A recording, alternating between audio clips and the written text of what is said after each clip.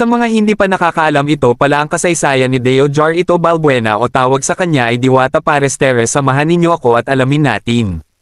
Deo Jarito Balbuena, na mas kilala bilang Diwata, ay isang Filipino na personalidad sa internet, food vlogger, at negosyante.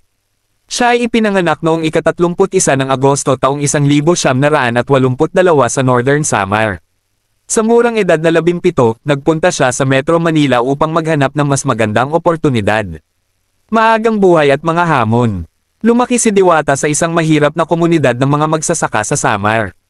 Ang kanyang pamilya ay nahirapan sa buhay dahil sa kakulangan ng oportunidad. Matapos ang kanyang pag-aaral sa Don Juan F. Avila National High School, nagtrabaho siya bilang beautician at nagbenta ng mga produkto tulad ng kape, sigarilyo, at candy upang makaraos. Dahil sa pagsiklab ng COVID-19 pandemic, nawalan siya ng trabaho at naging walang tirahan. Sa panahong ito, nagsimula siyang magbenta ng mga sigarilyo